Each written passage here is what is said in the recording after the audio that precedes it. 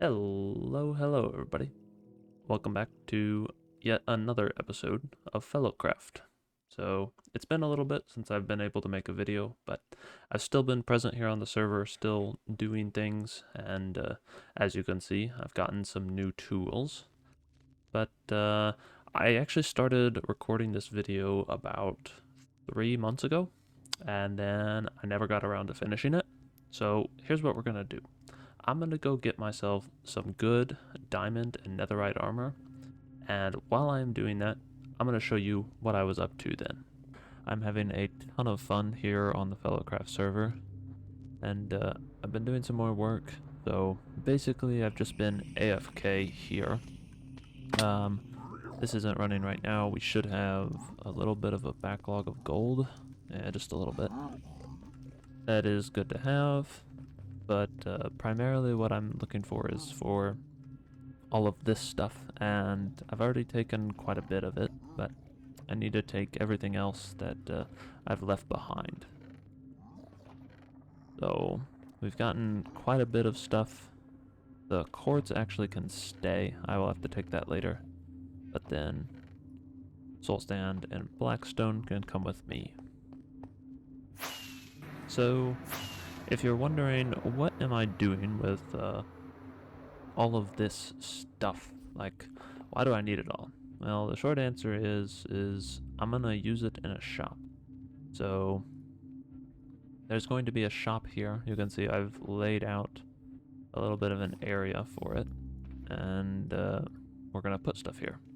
Now, I haven't completely figured out what we're gonna do here. I need to do just a little bit more work. I have the general idea down. And as you can see, I am gathering a lot of wool. I need a ton of red wool for the building that we're gonna build. And so, made this sheep pen. I threw up a just hopper minecart track underneath here to collect everything. We should be able to see it soon. Oh yeah, it's way back there. But it's collecting all the wool we need. We need about like 10 stacks or something. And we have more than we need now, so that's really good. But we also need to gather some terracotta. So there's a mesa just northeast of the spawn island, and so I'm gonna head there and we'll grab some stuff there.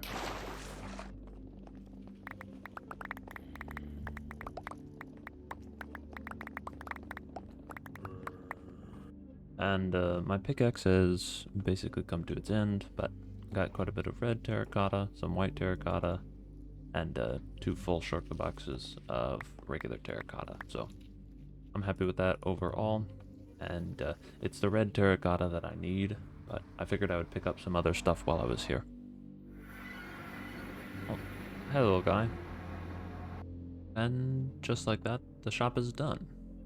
So as you can see, it's mirroring a shulker box, and pretty simply, that's really all it is.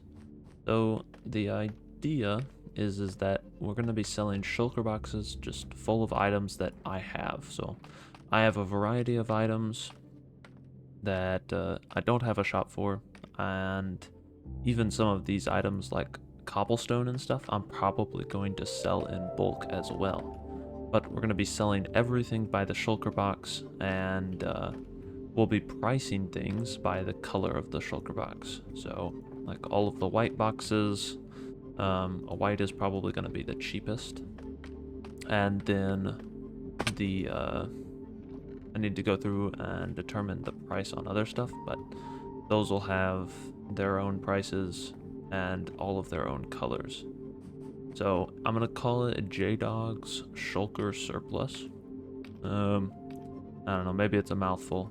I'm not 100% set on the name, but I think this will be hopefully a little bit more popular, and I'm hoping to sell a lot of stuff that'll make people's lives easier. Like if I can just sell the typical stuff that people need and they can buy it here in bulk and not have to buy it often, I'm hoping that would be good. I'm also planning on doing a ghast farm at some point, because I'm wanting to gather gas tiers.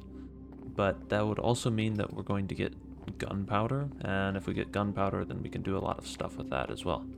And so there's a lot of things that we can be doing here, but primarily, at least for the start, it's going to be fed by our piglin bartering setup. So the shulker shop is done now. There's all kinds of different stuff in stock here. All of our stuff from the piglet bartering.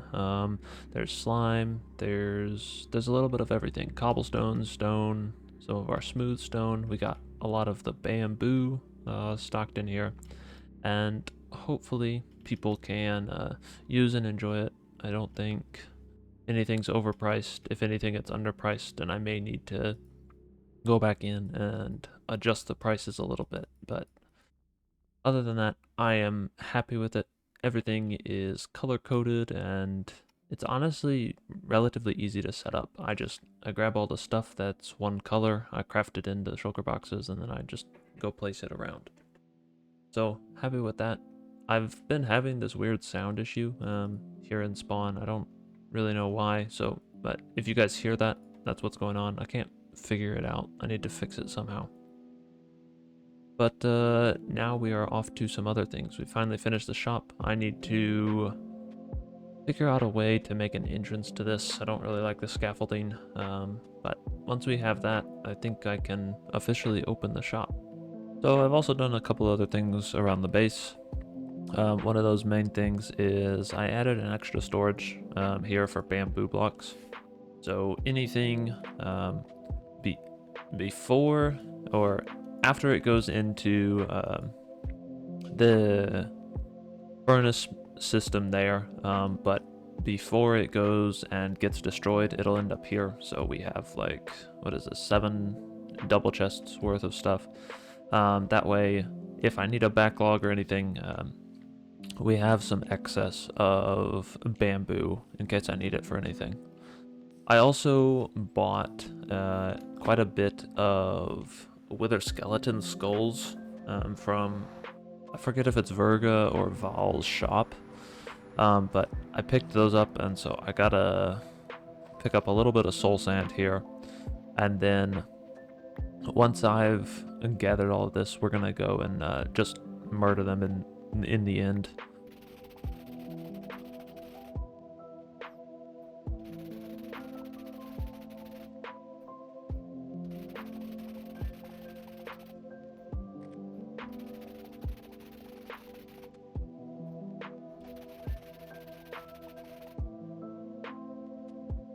And so that is basically everything that I've been up to the past couple of months.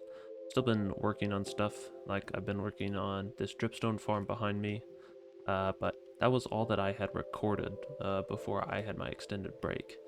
And this dripstone farm, I haven't shown it yet, but it works really well. We just have a couple of flying machines that auto return, and we just send them off, they break everything, and then whenever they get down to the end, they'll trigger their own redstone wire here, and then it'll auto return them.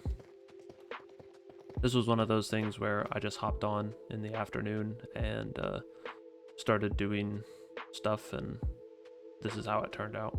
Pretty simple. Obviously there's some loss, but it's at the point that I don't really care about it. And then it all drops down, it'll land here, and then we have a hopper minecart underneath here picking it up, and all of it gets filtered into those chests there. You can go down and check. I haven't done that many harvests of it. Let's see. But yeah, we have some. Obviously some of the sugarcane gets picked up as well. But very nice, very simple. Nothing too extravagant, but the goal is to just have a lot of these kinds of farms sitting around, and I may make this auto trigger. It's technically within the chunk loaded boundary. If you remember, I have a chunk loader set up that it's in this chunk here. Oh, hello guys. And so it loads this as well. So I could auto chunk load it. I don't know if that's what I'm gonna do, but we'll have to wait and see. I still haven't completely decided on what I'm going to do for the armor.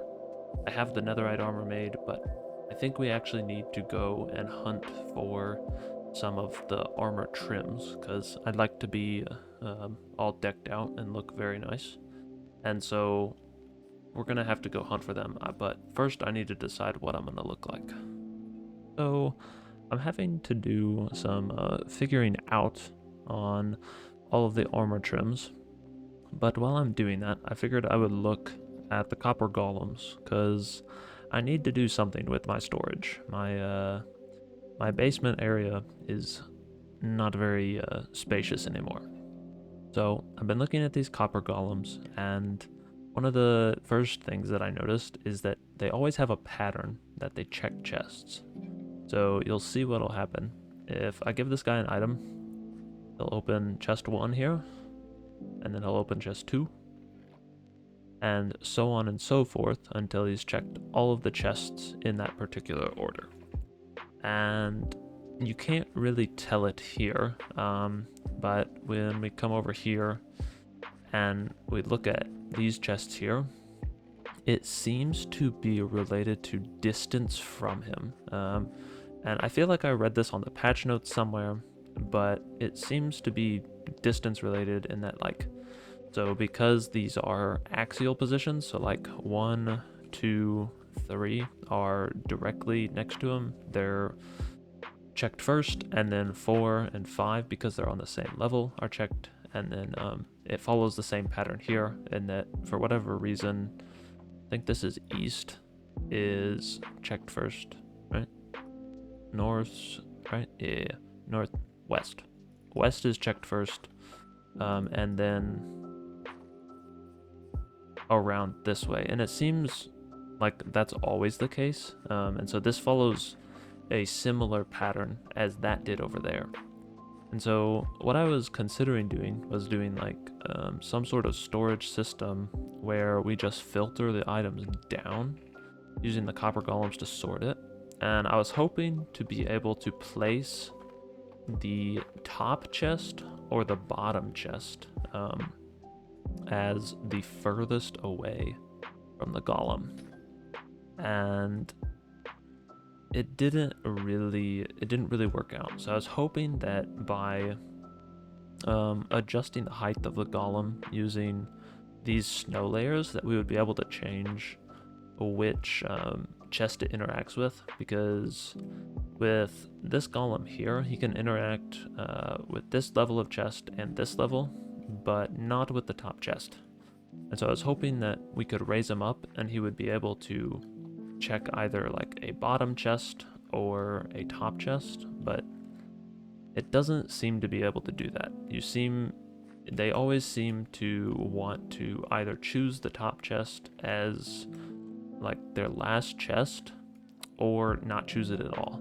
And I was hoping to be able to have them choose it like first, so that we could have like 1, 2, and 3 here, 4, 5, and 6 here, and then 7, 8, and 9 here, and then we could take our 9th output from these 3 and just filter it on down to the next level of chests to be sorted.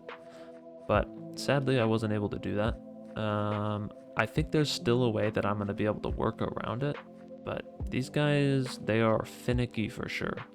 I was hoping that, well, actually, I am glad that they do not provide the exact storage solution that we need. We still need some sort of inventory update. We need something to fix this, but it does seem to help in specific ways, and also the fact that they can sort non-stackable items is huge. But I need to do some thinking, need to figure out how I'm gonna place these copper golems, and we'll go from there. And also, that chest is oxidized really fast. I placed that down like 5 minutes ago. And I've finally actually figured out how I'm going to do a little bit of copper golem sorting. So I'm not actually going to have to do it vertical like I was thinking. What we can do is we can use the copper golems to lift it up a block, so from the copper chest to here, and then we have our output 1 higher, which means that we can output it into a chest of the original height, and we can just have it go down a line. Now, the ordering of the chests does matter, and the directionality matters, but I've been able to work it out so that this is our overflow chest, and our input chest for the copper golem should be directly accessible by hopper chain. So we'll just have a hopper chain going this way, and that copper chest can be filled by a hopper chain that comes this way. Sorry to interrupt what was actually going on. I've since made a discovery in that the copper golems, while they do always check chests in a particular order, they don't actually check chests as I thought. It is more position dependent than I was thinking. And so what I've had to do is you can determine which chest they're going to pick last just by moving them to a particular side. So what we've done in this system here, I've kind of outlaid the entire system. What we've done is we're using water in this chest here to push the golem to this side. And so then he'll check all of the chests on the bottom row first, and then he'll check the chests on this side, and then he'll check the chest on this side. And since we're using our this last chest here in the axial position as the output, and we don't have one here, he's always going to check this chest last. And so if we give him a bunch of different items, he's going to put all of the different items that he doesn't have room for in here. And then it'll go down and everything will get sorted like that. And so, sorry to interrupt, but that's actually how everything works, and it's not as clean and straightforward as them just like deciding what block they're in. And the reason why we have the water is because while normally, unless they are going to check the chest or they are putting an item in a chest, when they're doing those two actions, they're actually going to stand still.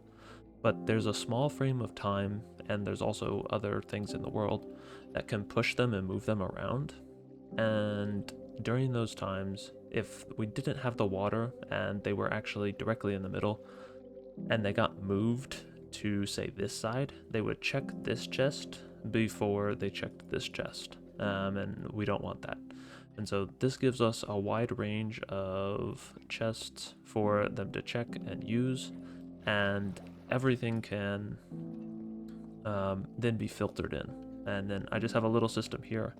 As soon as an item is put into this chest here, it's gonna come over here and power this hopper, which will stop the input of items. So if for whatever reason all of these chests get filled, then it'll stop the sorting, and we won't have to worry about the copper golems trying to sort thousands of items that we don't have room for.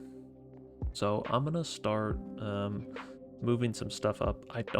Obviously this is not going to be the end product of our storage, but I think it's a good start for figuring out how we can actually like use the copper golems for sorting.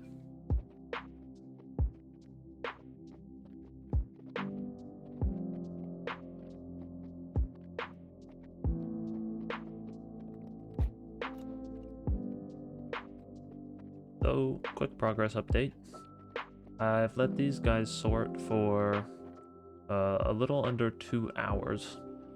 They've been going, and we still have quite a bit of items. It's backed all the way up to here. This is completely full, and they are very slow, like very slow. We're about to around 40 different chests that have been assigned, and like as you can see, most of the chests don't have a ton of stuff in them. That tends to be the case. You don't have stacks upon stacks of a lot of items. You tend to have one or two. But yeah. So I'm gonna let these guys keep sorting and see how far they get. But I don't know, it's interesting because like I had thought that these would be pretty fast, and if you figure that like they can move 16 blocks at a time, but when they take like 3 seconds to interact with every single chest, and then there's 10 chests that they have to go through each time, it just takes a lot of time. So I shouldn't have been surprised, but I'm gonna let these guys keep doing their thing until this finishes up here. And it's done sorting apparently. So this took about, I don't know, it wasn't 10 hours, it was probably closer to 6 hours about. But let's go ahead and look. Yeah, they're mostly single stacks of items, and sometimes even single items. This is a little bit of what I was afraid of, because there's lots of items in Minecraft that you just don't have large quantities of. Like, yeah, it would be nice to have this gunpowder, but is it really worth me, like, sorting all of it just for a couple of these? Great. So, like, we just have all of these items, and now they're sorted. I don't think, though, that doing sorting like this is worthwhile. I think that was obvious from the start. Oh, it didn't separate the mob heads. Interesting. So I was a little bit surprised by that. But yeah, we got a number of items sorted. Let's see how much stuff is left behind here. So, oh, yeah, so quite a bit of items. Is this all? Yeah. So I mean, it did a good quantity of the items. It didn't do all of them, but it got a number of them done. So I guess my opinion on this is, like, we're gonna have to figure out a way to actually utilize them better. We can't just let them do their normal sorting and rely on them to figure out where everything goes. It's not going to work out well if we do it that way. So I think what we should do is I need to do a little bit more designing on how I want my storage system to work, and how we're going to use these guys. And then once we actually figure all of that out, we can actually come back and put it all together and actually build it in this world. That is where we're going to have to call it for this episode today, though. We got a bit of stuff done, got everything caught up. I have some plans for next episode already, what we're going to be working on, what we're going to be doing. I've gotten a lot of material set up, and I'm also going to attempt to be streaming starting in January. So by the time this video comes out, I'll have scheduled time set up, and we'll actually be streaming hopefully on a bi-weekly basis. So should be really good. Hope to see you over on Twitch. But yeah, look forward to what I've got coming. I've got some big plans and should be fun. But thank you very much for watching. Hopefully you guys have enjoyed it, and I'll see you again in the next episode. Take care. Have a wonderful day. Bye-bye.